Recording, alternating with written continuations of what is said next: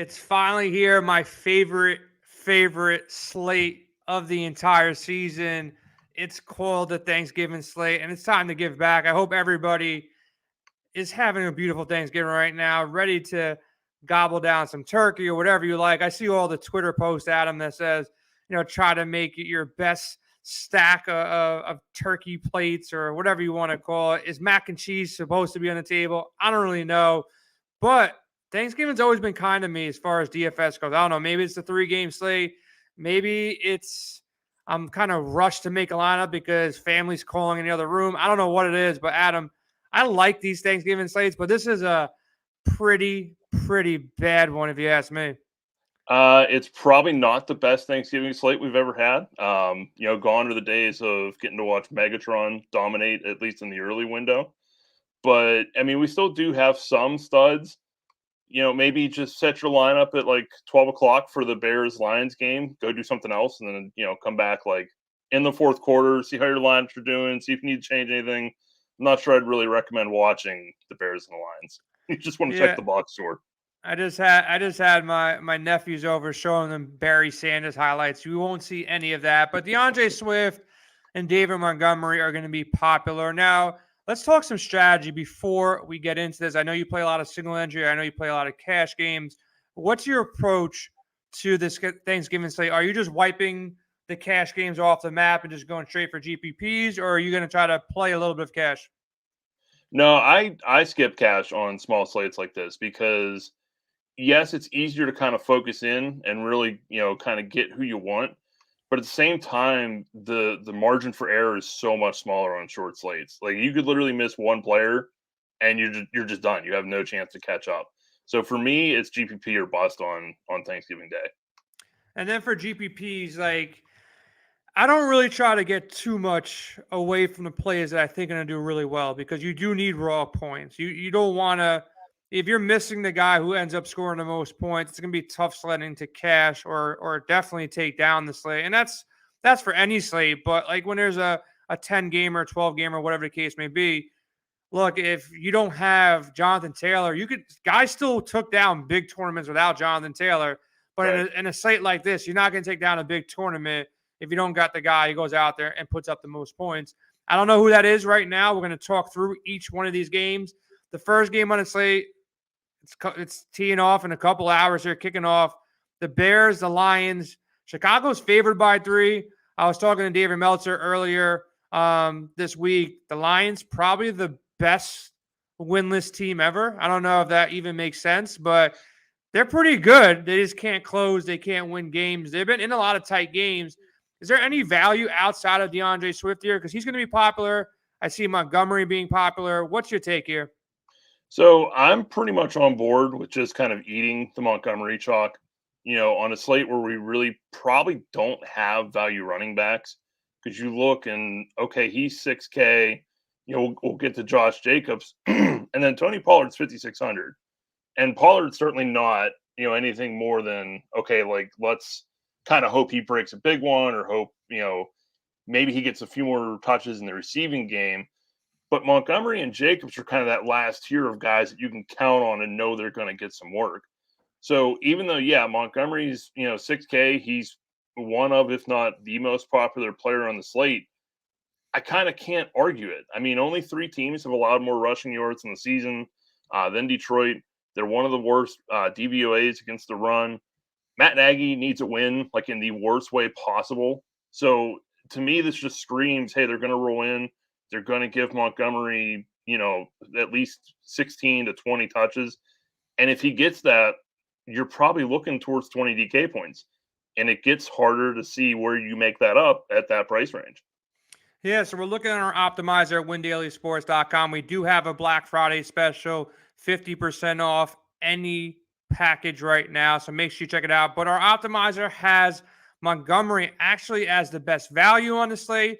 And on top of being the best value, we actually have him projected as the highest scorer from the running back position as well. So he will be popular. He's currently projected at 40% ownership, him and Zeke at the top here. So Montgomery's going to be a guy that you're probably going to see rostered across a lot of lineups. You got to lock him in early. If you fade him, that will be a scary spot to fade early on. But in these small slates, Montgomery is not, he's not a Jonathan Taylor. He's not an Alvin Kamara. He's not a guy that's going to be guaranteed behind an Andy Dalton, led offense to go out there to do everything. He's not the GOAT out there. He's not the best running back in the league. So he's going to get a lot of ownership here. I don't know if I'm locking him yet. I think he's a good play, a solid play. Are you locking him in every single one of your lineups, or are you going to leave a couple lineups without him in there? So if you're playing, 3 or more, I'd say like if you're playing 3, leave him out of 1. Have him in 2, leave him out of 1. If you're playing single entry, I'm probably just going to eat that chalk. I'm fine with it there. But once you start getting into the, the multi lineups and things like that, that's when you can start to lower. And if okay, Montgomery's around 40%, you can say, okay, I'm going to put him at 55%, and I'll still be ahead of the field, but I'll still leave myself some room and have plenty of lineups that still have a shot if he flops. No, I like that call there. Now, I remember looking back to last week on Sunday, and a lot of the big lineups that took down a lot of the GPPs were super ugly. We're talking about lineups with Joe Flacco or lineups with not only Darnell Mooney, but also Marquise Goodwin. With Allen Robinson most likely out at this point, any love for these two guys, knowing that, hey, if you're playing David Montgomery, I don't think a lot of people are going to want to overly stack the Chicago Bears. So I would think if Montgomery is going to be 40% owned, guys like Mooney and guys like, Goodwin here will be lesser owned for sure. Mooney's currently popping around 26% and Marquise Goodwin only around 15%. Any love there for those two guys to pivot off of what could be Montgomery chalk? So I don't necessarily think you have to use them just strictly as a pivot. I don't mind having one with Montgomery here. We look at the Detroit secondary, and they've struggled with injuries all season long. And Detroit's bottom 5 in yards per attempt allowed. Now, Andy Dalton's not exactly what you think of a field stretcher, and I'm not going to sit here and pretend that he is. But both Mooney and Goodwin have elite speed. So even if they're catching just like a mid-range target, they can just flat out run the secondary here. And you look at last week, Goodwin saw 8 targets. That's not horrible at 3,800 on a slate that we're kind of starved for usable, tangible value. I really don't mind putting Goodwin in a few lineups here because it's really only going to take one play that maybe he breaks into the end zone and you're set, man. He's already up over double-digit DK points and you're all good.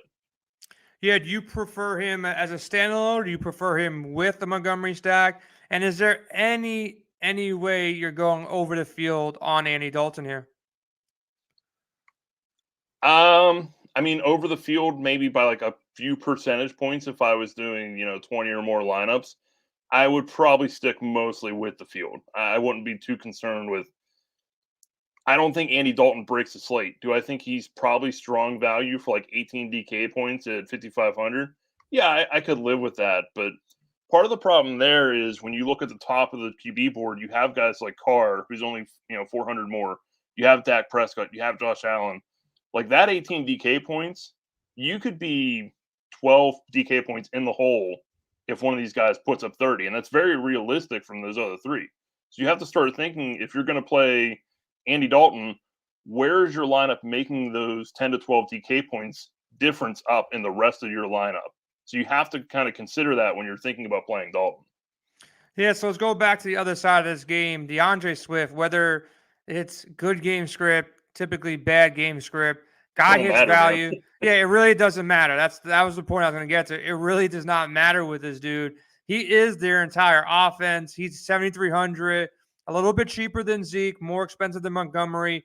He's still going to be owned. Look, all the top line running backs, they're RB1s for their teams. They're going to be owned. There's no way of getting around it. There's not too many guys to pick from. Yes, you can get sneaky with one of the backups. There's a couple backups. Buffalo doesn't really have all running back. They have 3 that kind of mix and match here. The Raiders got a couple options. Dallas got a couple options here. But what's your thoughts on DeAndre Swift from a raw points perspective? He should be pretty high up there, right? Yeah, I think if you're if you're building lineups and you're kind of content with, fading Stephon Diggs, who we'll talk about, you may or may not even have the opportunity to play CeeDee Lamb. So, like, receiver kind of gets inexpensive quickly if those two guys either are not available or if you're fine fading Diggs. So if you're not paying up at receiver, you're kind of left with you can pay up a QB, running back, or tight end. So if you want to kind of build your lineup around Zeke, Swift, and Montgomery or Jacobs, however you kind of see that like lower tier shaking out, I really can't argue with that, especially if you're going to pair them with like a good one and save a little bit of salary and still let yourself, some stud players in the rest of your build. Yeah, so anybody sneaky here? Do you think Jared Goff is sneaky, St. Brown, Raymond? And talk about these tight ends too, because we have Hawkinson on one end. I'm not really a Hawkinson guy, but he's kind of Jared Goff's guy here, and he is the de facto wide receiver one of this offense. And you got Cole Kmet on the backside. He really didn't do what people thought he might do last week. Granted, he's not a burner here. Jimmy Graham's still someone involved here. Yeah. Any thoughts to the two tight ends or any thoughts to the Detroit side of the passing game? Any interest? I'm scared to play all of them, to be honest with you, but you got a tight end, so it's tight. Yeah. So you definitely don't go overboard. You kind of mentioned that with the Chicago pieces. Pay attention to how many of these guys that we're talking about that you're putting in your lineup, because you probably don't want more than, I'd say probably 3 would be max. Like if you go Monty, one of the Chicago receivers, and like maybe you play Swift or maybe you play Hawkinson. For me, I'm kind of looking towards, if I'm going to play a Detroit receiver, it's going to be Amon-Ra St. Brown. He's going to be in the slot. He's around 70% of his snaps are in the slot, which is one of the leading rates in the NFL. And the Bears just lost their slot corner, Duke Shelley, to IR. So it looks like a guy like Xavier Crawford is going to draw the start in the slot. I'm kind of interested there, and interested being, hey, it's, short slate. You need 3 receivers. Could be a little bit of a difference maker if St. Brown not even like goes off. I mean, you're only looking at 4,200, and on a PPR site like DK, if he catches 6 for 60, you're really not like that upset about it, and that's well within his range of outcomes. For Hawkinson, at 4,200 on St. Brown, like he's more of a filler spot to me. Sorry to cut you off, but he's just like, all right, you slide him in, probably can't burn you, and then in lineups where you maybe for GPPs where you go a little bit extra on the Chicago side, hoping that this game ends up being a game that somehow outpaces the other 2 games, which, any given Thursday at this point, it could happen here. So why not, if you're going to go overboard on one side, you got to play to that same game script. So St. Brown does make some sense. Yeah. And I mean, listen, the NFL's kind of been wild this year. So far be it for me to sit here and say, this game is definitely going to be the worst game of the day. It very well may not be, man. These aren't like the best defenses that are going to trot out there. As far as Hawkinson goes, it's not that he's a bad play on his own, but seeing Dalton Schultz $100 more, even carrying higher ownership projected, I have a really hard time getting away from Schultz in that game scenario, especially if CeeDee Lamb ends up being out. Yeah, I agree with that. Schultz is just so much more of a consistent guy than Hawkinson will ever be for me. I love Schultz. We'll talk about that game. That's going to be the game that I think smart money is going to be on. Ownership's going to be on. Everybody's going to be on. It's Dallas. They got the best offense on the entire slate, the healthiest offense. Even if CeeDee Lamb's out, they still have the best offense. It's not even close when it compares to, none of these other quarterbacks outside of Josh Allen can compare with Dak and then the weapons that Dak has. So talk about the Cowboys side, and then we can flip the script and talk about the Raiders side. I think the interesting side, everybody's going to try to get cute and play Tony Pollard. I think that's what we're going to see. That's an easy way to get different. I think Pollard might be the more athletic running back at this point of their careers. He could probably do better than Zeke, but he's still behind Zeke. What's your take here, Zeke versus Pollard? Do you want to play either? And if you do want to play either, which one do you want to play more? So, when we're talking about finding ways to get different, I do think you're right. I think, a good chunk of the field is going to just say, well, I'll play Pollard And I hope he breaks a big one, or I hope he gets extra work in the receiving game. And maybe even if he doesn't outscore Zeke, if he comes in at 20% and Zeke is 40 and at least their scores are similar, I have a leg up because I spent 5,600 for my 18 DK points, let's say, compared to 8K for the field, and now I can get different elsewhere. And I do understand that. I think one of the more unique ways to get different, and we may not know CD Lamb for another couple hours, so it's a little bit challenging to just build this lineup like this. I think in MME formats, I wouldn't do it in single entry. Maybe I do it for one of a 3 max. I think you might be able to play both Zeke and Pollard together because I think if CeeDee Lamb is out, Dallas is just going to try and run the ball to death. They've proven in the past that when their running game is successful, they don't need Dak Prescott to throw 30-plus times to win. He has multiple games, 27, 26, 22 passing attempts, and they've won games like that. The Raiders' run defense is not a good run defense, and if Tyron Smith is back, that's really going to help the Dallas run game as well. I think you could see both backs get 15-plus touches. And if that happens, and if you play them both together and they both go off, I don't think a lot of the field's going to approach it that way.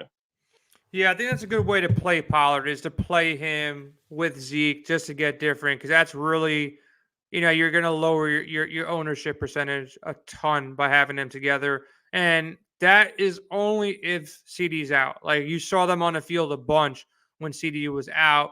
With him in, they kind of, that's more of a timeshare where Zeke is probably going to get 70%, Pollard gets 30%. But with CD out, it might be on the field maybe 60-40 with Zeke being ahead of him. But Pollard, game script wise, how much does it matter for Pollard and Zeke if Dallas is winning this game versus potentially down in this game, you think? I mean, if they're winning this game, and they are the biggest favorite on the slate, it's been hovering around a touchdown.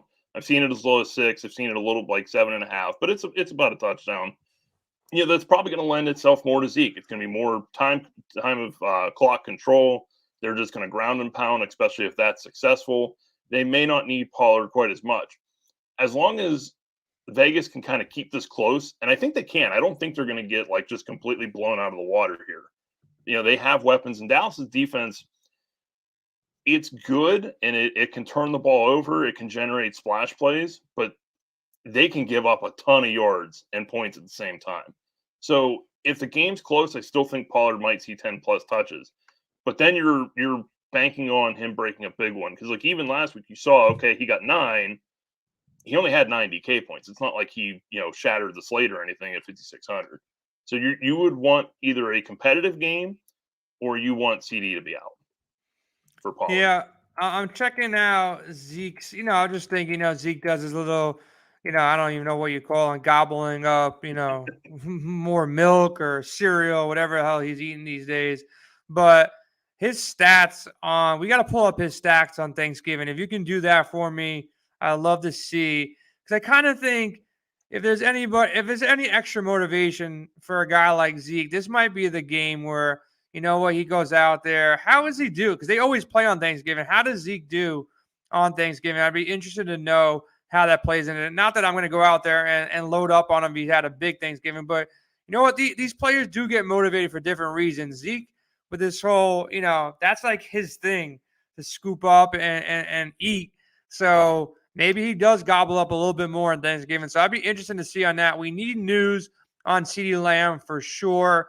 Gallup definitely in play. I played some shares of Cedric Wilson, and this dude caught the ball. Like, he dropped like 2 wide open passes. He would have probably got you 12 to 13 points, would have pushed over 60, 70 yards. He had 7 targets, 4 receptions. 2 of them he was like wide open and just dropped it for no reason. There was at least like 25 to 30 yards there. If he broke one, who knows? He could still be running right now. So I think he's a strong value here, only if CeeDee Lamb is out. CeeDee Lamb at this point, questionable still. Only play Wilson really if CeeDee's out. And I really do like your call on Dalton Schultz. If CeeDee's out, Dalton Schultz is probably the safest tight end on the slate.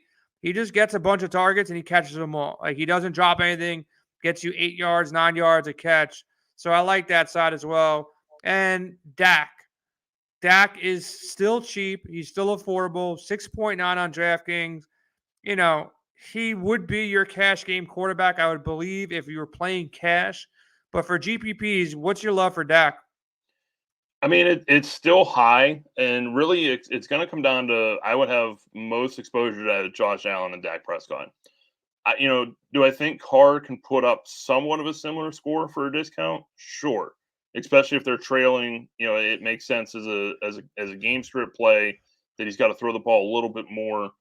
But I also think there's a pretty good reason that Dak and Josh Allen are carrying the vast majority of interest from the rest of the field, because at the end 100%. of the day, they're the two likeliest to be 25 plus DK points. And even for Dak, okay, even if they just go ground and pound and they're successful, it still opens up the play action. And some of these games that you saw him only throw 25 times, that didn't always have the biggest effect on his actual production. There's a game in against the Giants. He threw the ball against the Panthers. He threw it 22 times. He threw 4 touchdowns. He Yeah. still gets there. So he's just an efficient guy. And if that run game is going, it just opens up the field that much more for the pass game. Now with Dak stacks in particular, you try and take down GPPs. If you're lining up with Dak, let's go ahead and say this is our favorite stack with Dak, with CeeDee Lamb, and then without CeeDee Lamb. Who are your core fits with them? So if you're going Dak, I want one of the running backs, because I think everyone can still eat at that point. I would want CeeDee Lamb if he's available, but if not, I think most of the field is just going to run to Gallup at 59. I think, again, you're looking for some type of value. I think you just go right back to Cedric Wilson, because you're right. He should have had a much bigger game last game. Mm-hmm. And I very easily think he could smash that $3,500 price tag. So I want one of the receivers, and then I still think you're okay to go with Schultz at the same time. Yeah, I think you have to look. I think you have to go GPPs. Whatever quarterback you take, I think you got to double stack it. I think you got to go with at least 2, potentially even 3, and you're hoping for 3 touchdowns, 4 touchdowns, 300 yards. Some kind of breakdown of that. And you got to with some conviction, you have to go all in and hope it's a 35-28 game, a 35-30 game, whatever the case may be. So I agree with you. If CD's in, he's the guy. If he's out, then you can look to Wilson, Gallup, and Schultz, 2 of the 3, and then decide on Zeke. I don't think you have to shove in Zeke.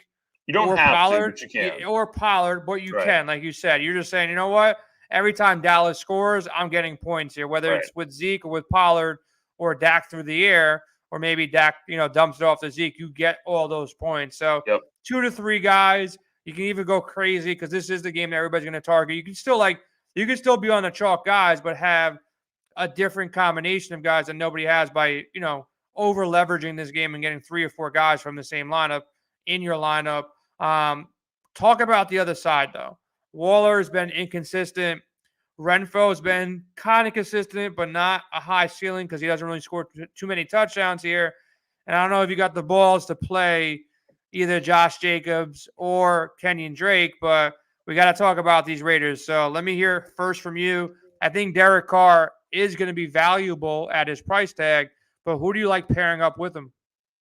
So, I think the perception, and it's been spot on for the better part of the year, is Josh Jacobs has to be a guy that he needs to be in the right game script. The Raiders have to at least win or, be competitive. He has to be in the exact right script. And that has been true in the past. But I will say over the past 4 games, he has 19 targets for a 13.7% target share. That's something we've never, ever really seen out of Jacobs. And it helps raise that floor at 5,900. Dallas is not the best run defense. They're only 18th in yards per carry allowed.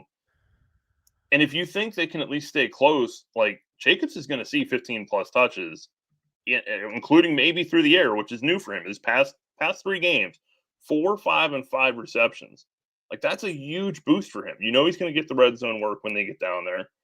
I really kind of like Jacobs, especially if you're fine fading Montgomery, or you're going to say DeAndre Swift's just too expensive for my build, and I'm going to go with one of the receivers or Darren Waller at tight end, something like that. I'm completely fine with playing Josh Jacobs. I think he's a little bit safer than people have realized yet. You might have just sold me on Josh Jacobs. I haven't played this dude the entire year. I haven't even looked. Haven't either. I haven't even been interested enough to look at his box scores. That's like Josh Jacobs in a nutshell. Like the only person I'm less interested in playing is Miles Sanders. I think they're like the Wait till Sunday. East Coast, West Coast version of them, like each other. Like they're the exact same player that should be scoring a lot more, that should be scoring touchdowns, but they're not for whatever reason. But you make a great point, man. Look, you got to run somebody back. And if he's still on the field, like what we worried about last year was Jalen Richard catching these balls when they're trailing. But the last 3 games, they were pretty much trailing. And yeah, you're right, man. 7 targets, 5 targets, 4 targets. In this type of slate, if there was a slate to play Josh Jacobs and potential game script in a dome, it might be here. And similar to me, nobody likes playing Josh Jacobs. So at this price tag, he's probably your safest play if Mark Ingram is out, because we won't know that's a little bit later. He will probably be your safest play at 5,900, who's not really in any kind of timeshare for the most part. What do you think about this goal line work? What do you think about Kenny and Drake? What do you think about anybody backing him up? Who's going to vulture, touches away from him? Is it really Drake going to go out there and do it again? I mean, it's always possible, especially with, a still relatively new coaching staff. But, like, even when, they've been kind of getting their butts whooped these past couple games, Drake has a total of 5 targets the past 2 weeks. He has a total of 9 carries. Like, these were the game scripts that they should have theoretically brought him in for, and he's not seeing that work. So I don't have a huge fear of Drake sniping him. And even at 4,600, I'm not really interested in Drake himself either. And what about Jalen Richard? He was out last week. Is he the reason, he got that little bump in targets with him being out? Or do you think, for the most part, he's kind of phased out of this offense? Only got 1 reception, 1 target the week prior in week 10 versus Kansas City, 3 targets in week 9. Is he involved anymore in this offense, or is he kind of just sitting on the sidelines? Yeah, he's not involved nearly enough. Like, even that KC game, again, perfect game script to go somewhere else. Jacobs still had 7 carries and he had 5 targets. So, like, if he's gonna get 12 touches in that game script, I'm totally fine playing him here, because I don't think Dallas completely blows them out of the water like they did against Kansas City. Yeah, I don't even know. Like, I don't even know if I prefer. Look, you don't want to blow out if you're stacking this game up, but like blowouts for running backs, we see it with DeAndre Swift. It might bolster up this garbage time, these dump offs to Jacobs. They really have not that many wide receivers that are capable of really getting open and moving the ball downfield. And I think a lot of people in that range will definitely go to Montgomery first. 100%. If Ingram is in, they'll go to Ingram as well. And if Ingram is out, we'll talk about the player who's going to be supremely high owned, and you should leave a roster spot open for this guy. But Tony Pollard, like underneath him, people, Tony Pollard's a shiny new toy, in the room right now, and people will probably play Pollard over Jacobs. So I think Jacobs is super sneaky. I really didn't think about him much, going into the stream with you, but I like the call there. Any love for Edwards, Renfro? I know our guy Sticks was a little bit too high on Zay Jones last week. What's your take here on these wide receivers? Yeah, I mean, if I'm going to play anybody, it's going to be Renfro, because he plays enough out of the slot, and that takes him off Trayvon Diggs, which, like, look, Diggs can get burnt, but he's still one of the better corners in the NFL. And I don't think Renfro is one of the better receivers in the NFL. He's good at what he does, but he does a very specific thing. For Bryan Edwards, like, I don't know, man. Box scores aren't everything, and we always preach that to our guys. For this guy, it is. For this guy, I truly believe that. But look, man, you're looking at 2 zeros out of the past 3 weeks. Okay? And there's nobody else out there. Like, he's not fighting for targets. He's just not. No, he's not catching all. Anything. Yeah. He's had 8 targets in 3 games, including 0 last week. 0. Yeah. I'm not going there. Can he get behind Diggs for one big play and make me look stupid? 1,000%. But I'm fine not having exposure and not taking a 0 in the slate. I just, it's too short of a slate to risk taking a 0 in my mind. And like, Renfro's fine, and I'm pretty sure Sticks likes him this week. I don't know, man. 5,600 is kind of a lot. He does get the best matchup out of the slot against Jordan Lewis. I do like that part of it. I'm not sure he's got the ceiling we want to pay off 5,600. I'm kind of on Yeah. the fence there. Yeah, Edwards and Zay Jones, look, you don't take them out of your player pool if you're max entering. Like if you're entering No, you don't. 150 lineups, you keep them in because this does have the highest total. This is a game that you're going to get a lot of shares of the Dallas side of it. So you got to take shots with certain players, and one big play for $3,000 Zay Jones or one big play for Right. Brian Edwards. Really, all you need is for them to 100%. outpace a $4,000 guy. Do I Right. prefer Cedric Wilson over him? Yes. Josh Reynolds, we didn't mention. Is he, safer? Yes. But you're not looking for, all safety here in a 3-game slate. So these guys are interesting, for different reasons. You keep them in your player pool. But if you're building one lineup, I'm not playing any of them. I think Renfro is the guy. But talk about Darren Waller, man, because he should be the guy. He should be the guy that's getting 15 targets like he was getting last year. But I don't know if he's injured still. I don't know if something's wrong there. He's just not having that max output type game. So what's your take on Waller? Are you going to have shares? How many shares? What's your confidence level in Darren Waller in the best matchup from a they're going to be playing from behind most likely, and they're going to have to put up points, man, to compete. And Darren Waller is the best guy on this offense. It's not that I don't like him. I find myself in the Schultz range just a little bit more. It's just a little bit easier. And I don't think at the end of the day that these scores are going to be massively different. Waller can certainly, we know he's capable of going out and putting up 30 DK. I mean, he did it in week 1. He saw 19 targets. It was absurd. It seemed like every time Derek Carr dropped back, he was looking for Darren Waller. He's But the we only also tight have to end kind of. he's the only tight end that can break the slate, though. That's the only He scary is, part and that's about the scary fading part. him. Yeah. It is the scary part. And we have to acknowledge this offense has changed without Henry Ruggs. It's easier, for me sitting here behind a laptop to roll coverages to Darren Waller, to try and take him out of the game and try and force the Zay Jones, the Brian Edwards, the Hunter Renfro, those guys to beat you. It didn't fully work for Cincinnati last week. He still caught 7 for 116. But that 21 points, if you get That will Schultz break this scoring, slate. I think that breaks this slate. If he gets 21 or anything over 20, Schultz can get there. Don't get me wrong, but I think 20, you're extremely happy, and you might have a slate breaker right there. Like you can pretty much, I wouldn't say auto cash, but you might auto not cash if you don't have Darren Waller if he goes for 20. I'm not sure I fully agree with that, because I think if Schultz gets to 15, 16, maybe even 18. Well, yeah, 18, but Schultz at 18 I think is even tough too. 15, I think you could survive. I'm I don't want to sit here and say Darren Waller does not have the highest ceiling among tight ends, because that would just be not true whatsoever.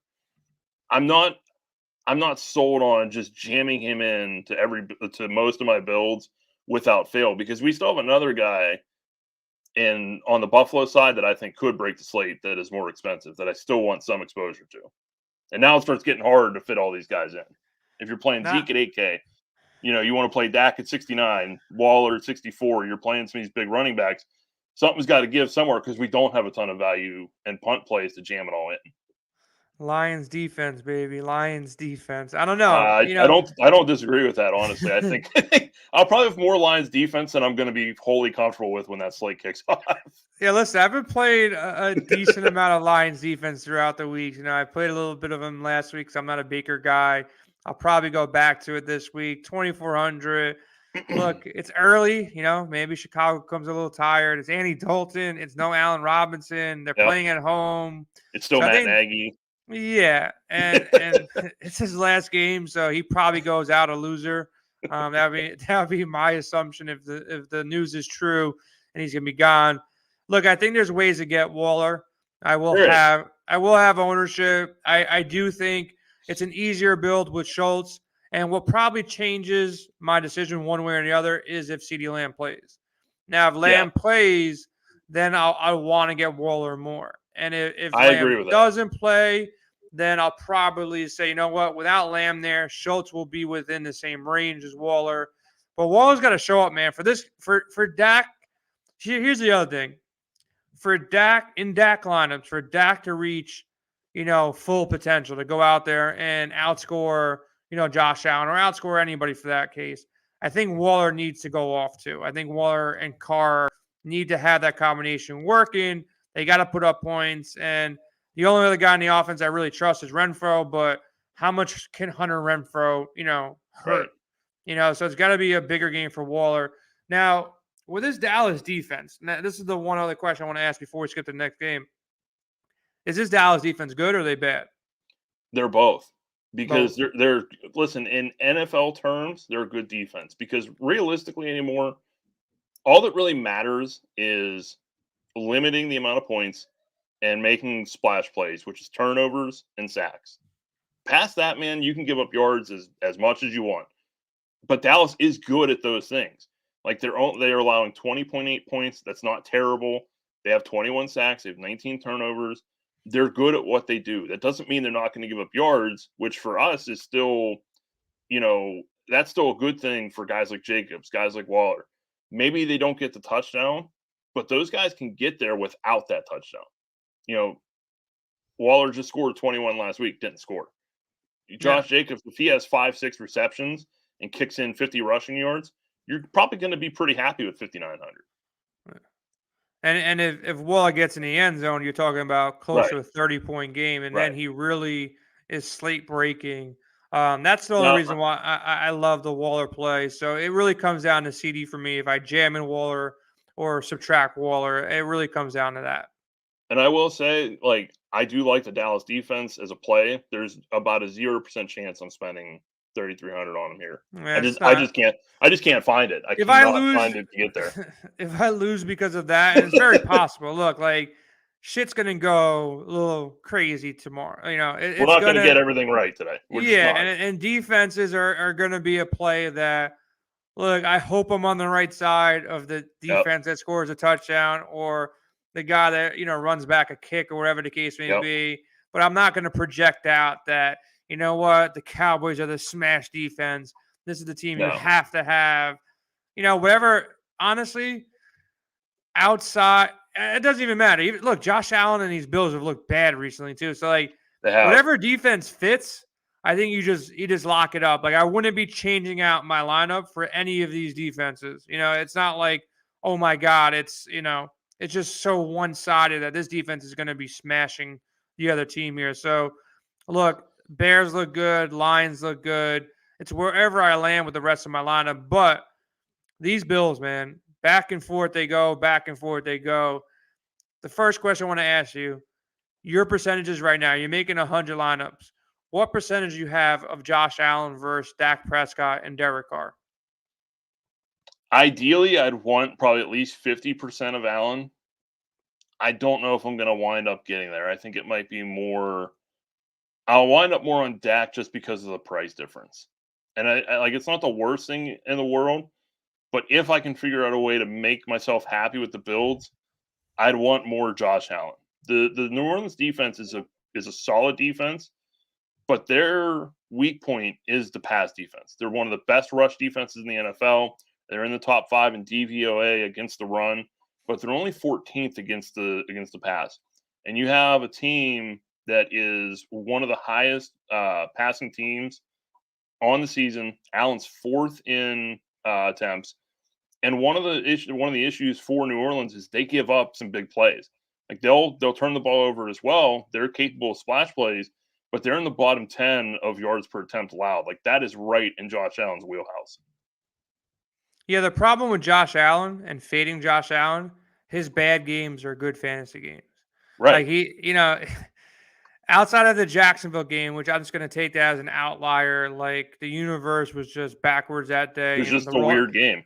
The opposite Josh Allen on defense outperformed the real Josh Allen. It was bizarre world. And I don't know if I'll ever see the other Josh Allen again, but this Josh Allen, I don't know how it happened. I can't figure it. I can't figure that game out, in all honesty. I can't figure out how the Jets beat the Titans. That game, even the Texans last week beating it. It's the NFL has been crazy. Yeah, the Bills themselves they've alternated wins and losses in their last 6. And one of those wins is stomping the Chiefs at Arrowhead. And one of those losses is the Jacksonville loss. Like, Crazy. what the hell am I supposed to do with this? I don't know if they're Yeah. good or bad. Yeah. The one thing I'll tell you, though, I'm not playing the running back roulette. I didn't even know. No, I'll be honest, no. man. I know you probably knew because you're the smartest NFL mind at Win Daily. But I had no idea Matt Brady were on the Buffalo Bills until about 2 weeks ago. Straight up. I didn't either, so I Okay, all can't right. even So take maybe credit for that. I thought you might have figured that out by now. I had no idea. I'm like, what? Matt Brady just scored a touchdown, so he's involved. Like, That's the thing. He but came out in like week 10, and they're like, he's active. I'm like, okay, who cares? Like, what team is he Devin on? Singletary and That would Zach have been the Moss. question I asked. Like, what team is he on? He's active. Where's he even playing? Like, Crazy. Singletary and Moss aren't getting work anyways. Why do I care about Matt Breida? Then he goes out and he scores 2 touchdowns on 6 touches. I'm like, what? What is this? Yeah. And he was somewhat involved against Indianapolis. I guess they're using him as look. They realize that Singletary is not good, and Zach Moss, as much as people want him to be good, he's not that good either. Who is the lead back here? In case you want to play, hey, one of these running backs from Buffalo are going to fall into the end zone. Like, there's a very good chance one of them falls into the end zone. I'm not sure which one does.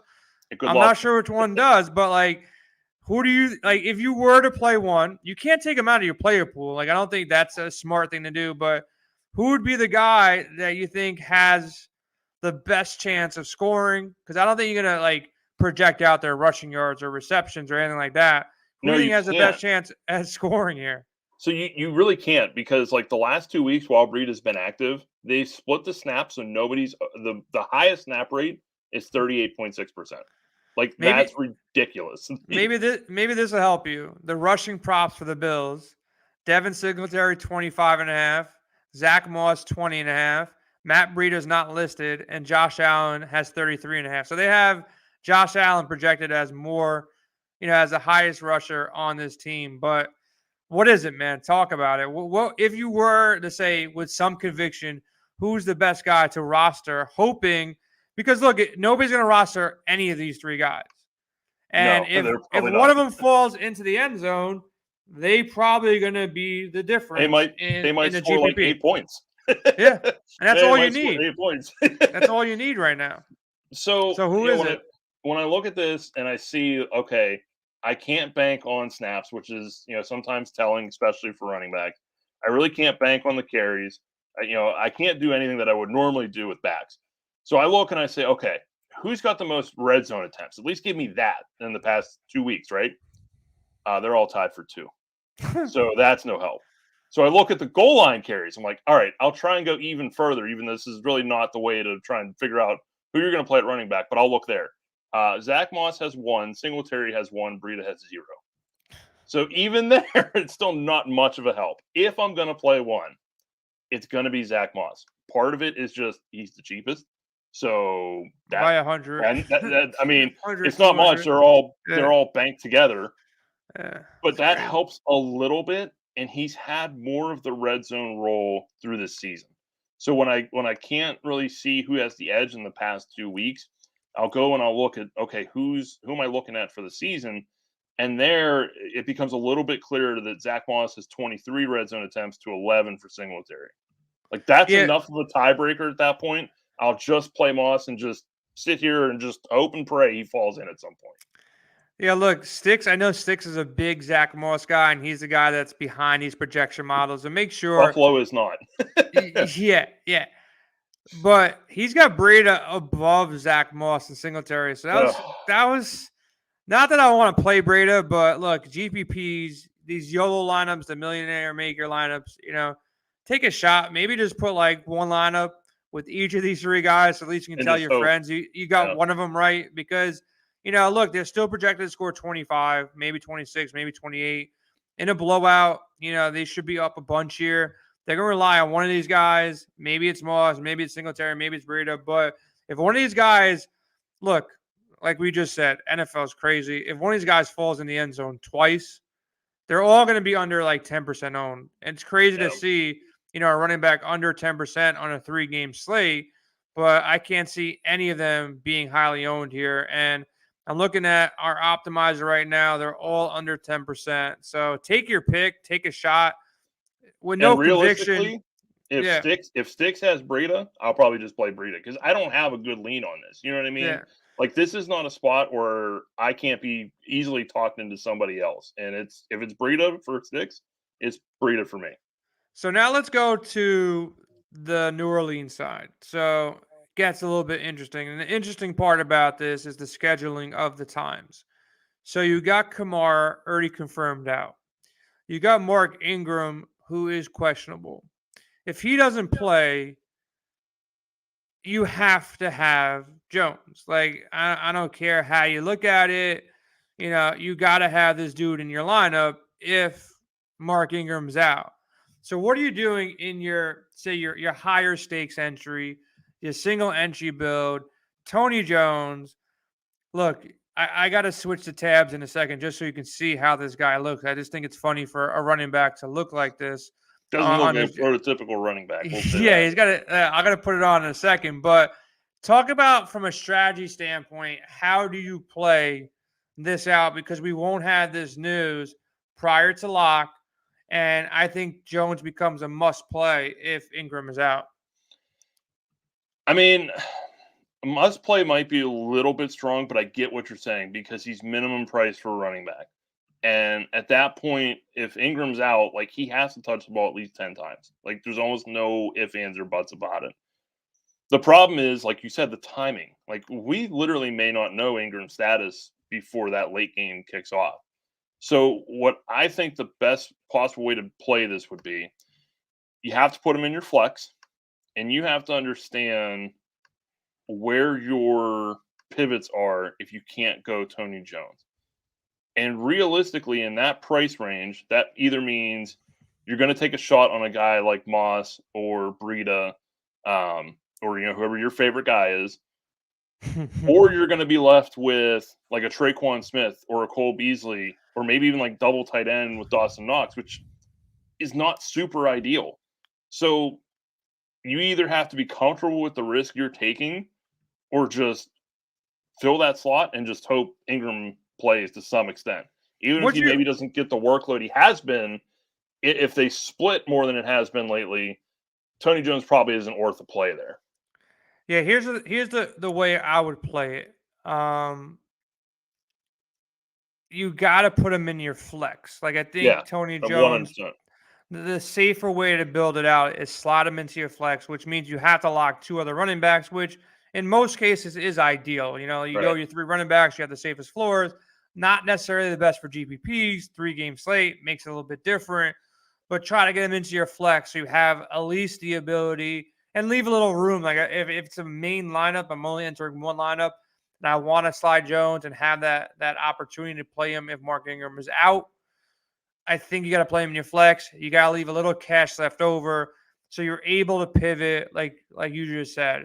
You got to leave at least, I would say, $400 to go with either Traquan or Dawson Knox, or $500 and get Beasley.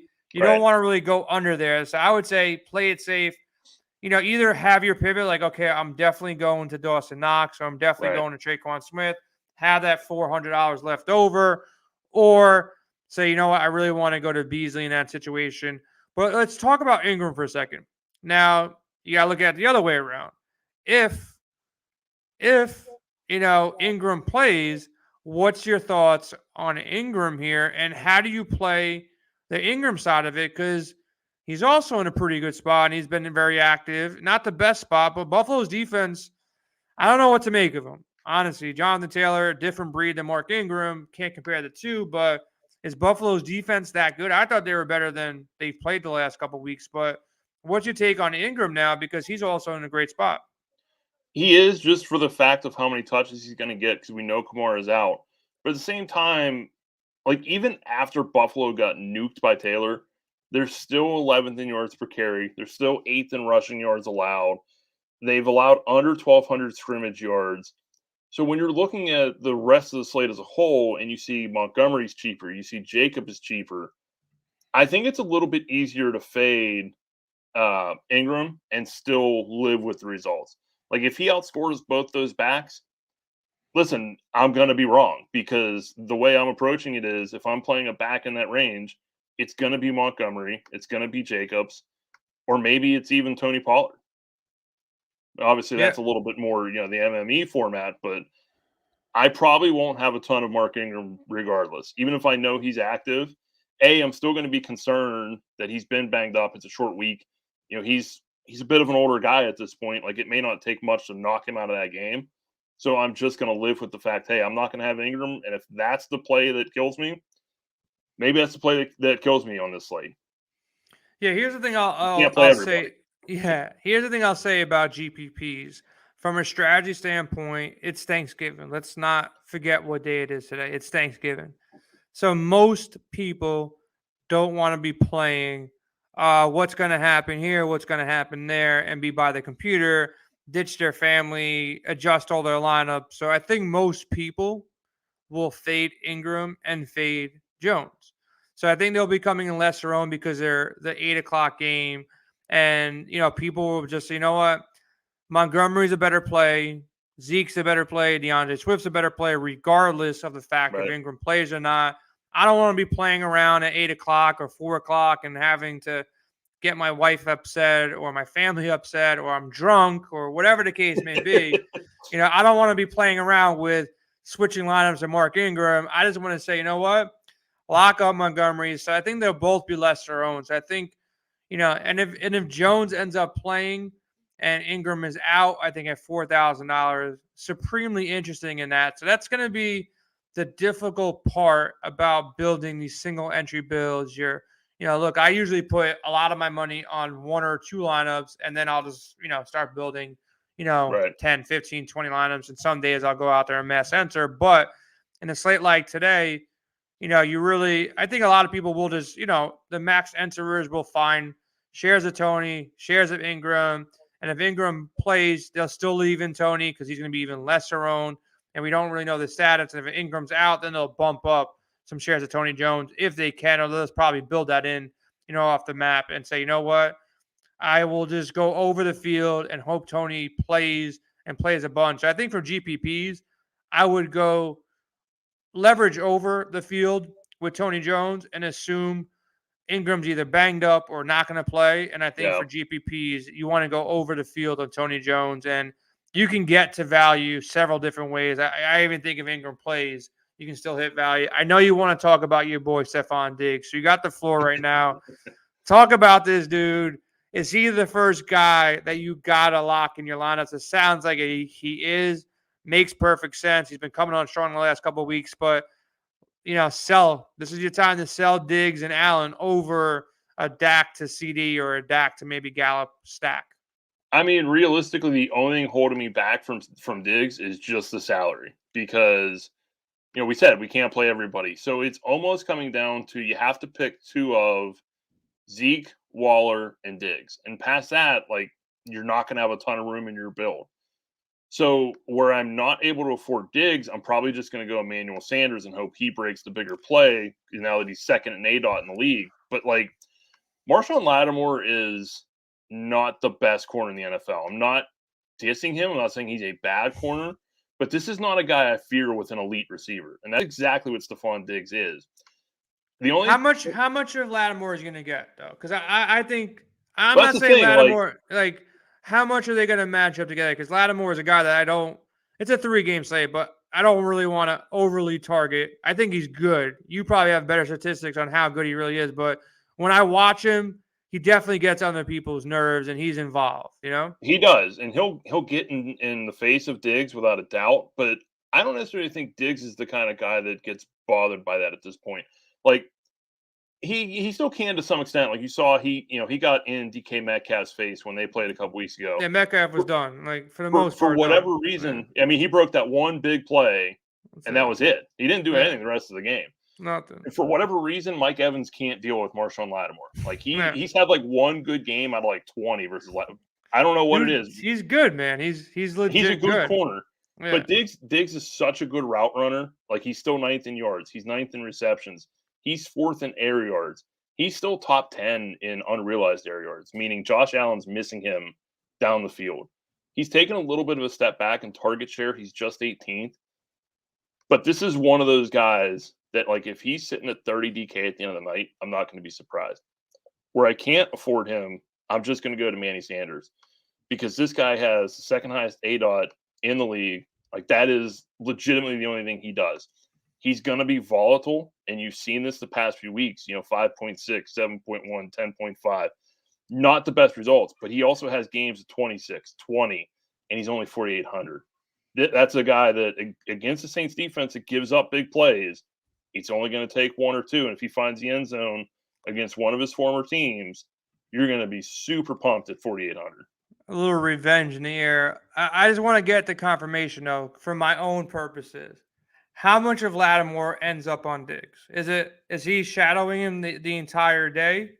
No, Entire they're night? not going to. They won't shadow the entire day. I got to pull up the exact percentage because Buffalo moves their guys around a good bit.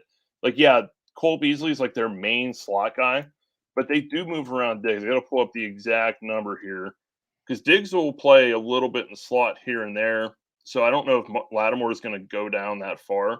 It's only 15.7%. So I'd say probably at least half the game, a little bit over that, he'll see Lattimore. But Okay. he's not going to – it's not – I don't think it's a full shadow situation.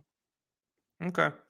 Because Diggs is the guy. He's the guy that everybody's going to try to get at. If Lattimore finds a way to shut him down, I'm going to dig a little bit deeper. I'm going to see if they went at each other before, if they've had these matchups in the past. I don't know how much, See if I can find that while we're Diggs talking. Diggs was the guy that he didn't end Lattimore's career, but it was the other dude that he had that miracle playoff, catch. I forgot the guy's Oh, name, but yeah. I can't remember his name, but it wasn't yeah. Lattimore. You're right.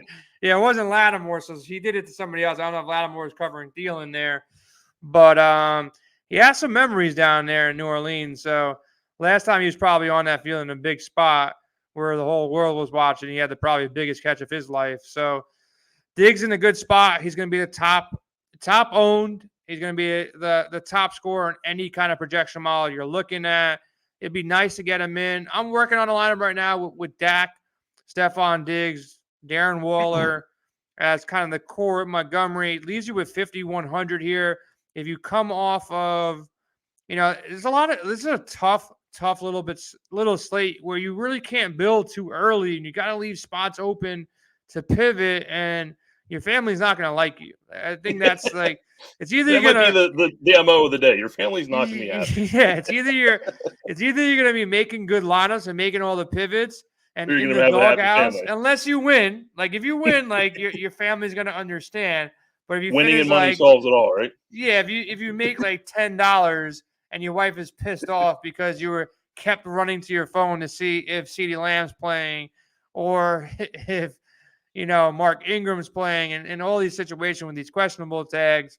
With Wilson there, he provides value, but with Lamb in, he really doesn't provide much value. So there's these question marks. And with Ingram, with Tony Jones here, he provides enormous value. But if Ingram's in, then you might be shit out of luck here too. But look, it's going to be a fun slate. I got to ask you, So I let's did hear a lot of find more stats. Let's go. So I did find they've only faced each other twice in the regular season. It was back in 17 and 18. So it doesn't have stats on exactly how much Lattimore covered him because Lattimore was a rookie in 17. But his 2 games against the Saints since Lattimore's been in New Orleans, 27 DK and 30 DK. So it's Okay. not exactly that's been a shutdown. Yeah, And that so was when he was maybe with the Vikings. So he wasn't yeah, really the focal point of the offense that he is with the Bills. which might have meant Lattimore might have went to He could have gone to like Thielen. Thielen at Yeah, that he could point. have went to Yeah, Thielen at he that could have. point. So Diggs might have been, running wild out there. So it's tough to see, these two matchups, not enough, actual games Right. stat lines and box scores. And I'm not going back to the tape 2-3 years ago. It's Thanksgiving. I gotta earn some brownie points in the morning so I can make these pivots late. But Adam, real quick, we've been talking for about an hour now. Who do you think is going to be on this million maker lineup? Who is the guy that at the end of the day, everyone's going to be like, why did this guy play this person? But that end up being the guy that goes out there and is the difference maker on a site like this. My wild card, and I'm not saying he's going to be like the backbone of my lineups. It Okay. might actually be Dawson Knox because that's the kind of like non-household name that pops up on these slates. And people are like, who is Dawson Knox? But everyone's rushing to play Waller and Schultz and Hawkinson. Knox has kind of been that no man's land of 4,400. He's third among tight ends in touchdowns, and he hasn't even played a full season because he missed a couple games with a broken hand. He's only played 8 games. This is a dude that has upside at that price. He has games of 20, 23. Last week he scored 14. At 4,400, probably the 4th or 5th played tight end, that's a dude that at the end of the night could be sitting at 20 DK and people are going, why didn't I look at him a little bit closer? No, I like that call a lot. Actually, I'm gonna bother Sticks when I get off this and ask him about these Buffalo Bills, because if Lattimore goes to Diggs, Josh Allen might force the ball elsewhere. I'm not like supremely confident in Sanders. I know my guy Ghost likes Cole Beasley, and same thing with Rocker. So maybe it is Dawson Knox who becomes that sneaky guy. I like that call a lot because I don't think anybody's playing him. I really don't. I Not think, out of this offense. Everyone's focused on yeah, the other pieces. It's yeah, big leverage too. it's gonna be Diggs number one. It's gonna be probably Sanders and Beasley chopping up the second piece of Yep. ownership there, and then with it being a late game, people are gonna probably go to Waller or Schultz or even Hawkinson ahead of him. So I don't think he's gonna draw a lot of ownership. So I like that call a lot. I didn't mention this guy's name. I really don't want to mention this guy's name, Taysom Hill, at all. Like, do you see any shot Taysom? If I could play him somewhere wait, else, hold on. QB, Let me ask the question a little bit differently. Like, with Ingram, say Ingram's out, do we see more of Taysom Hill? it's definitely possible. It's All right. 100% possible. I mean, Simeon's been playing pretty well, but this is a tough defense generally. I know they got smoked last week, but it's still a good passing defense. Taysom Hill is kind of one of those guys that can unsettle a defense. You have to account for whether you like it or not. I get it. I don't know how I could possibly play him. We need him that tight end. You need that tight end eligible. Yeah, what was he Taysom tight end on FanDuel for a little bit there, and that made it easy. But yeah, trying to play him at QB is kind of dicey on this slate. But I mean, I could definitely see him being a pain. Yeah, no, I agree with that. My call is getting Dallas right. And give me some. If CeeDee Lamb's out, I'm going to go back to the well here. I'm going to say Cedric Wilson. Only if CeeDee Lamb's out, I think he's going to be the guy at 3,500. If he learns how to catch the ball and not drop wide open passes, he can go out there. And it was his birthday last week too, so I played him. He hit value, but that kind of Kansas City game didn't pan out how everybody thought it was going to pan out. No. This will be the game that I think, Dak goes out there, throws for 300 yards, hopefully has a pass through the air, and hopefully the Raiders kind of keep pace here with either Waller or Renfro and Josh Jacobs, whoever it is. So I think Cedric Wilson, if this game stays close and CeeDee Lamb's out, I like the value at 3.5. Only if Lamb's out. If Lamb's in, I'll come off that a bunch and look elsewhere. I think the sneaky spot will probably be, this Bears-Lions spot. They're going to be the lowest owned. Outside of Montgomery and Swift, nobody's playing these wide receivers, and they got to pass the ball. And it's a different story without Tim Boyle on the field and Justin Fields on the field. So they have a better passing offense with Goff and Dalton, as crazy as that sounds. So I think sneaky wide receiver is going to be this early game that nobody wants to play. And if you remember back to last week, Mooney Goodwin stacks were the nuts somehow, some way. It's crazy to say, but that's how it was. I hope everybody has a happy Thanksgiving. Make sure you take advantage of our Black Friday deal. It'll be plastered over all the site. We'll send out emails for it to take advantage of it. Everybody have a happy and safe Thanksgiving. Adam, thank you for stopping by, man. Appreciate you. This guy is the hardest worker, or one of the hardest workers. We got a lot of hard workers at Win Daily, but the guy is doing a bunch of stuff, working for Sharp as well. So if you haven't downloaded the Sharp app, Adam, I don't know if you noticed it, but this guy Val, I don't even know who Val is. Straight up, don't know who he is. But he hit another. He's been hitting things left and right, though. He hit his second over plus 1,000 parlay. So credit to him. Guys have been crushing. So make sure you check out the Sharp app. Got a ton of free bets out there as well. Download it for free. Get free bets of the day. Adam writes a bunch of prop articles, a bunch of great content there as well. So Adam, I appreciate you, man. Keep doing your thing. Have a happy and safe rest of your Thanksgiving, and let's make some money, man. Yeah, you too, man. Appreciate you guys tuning in.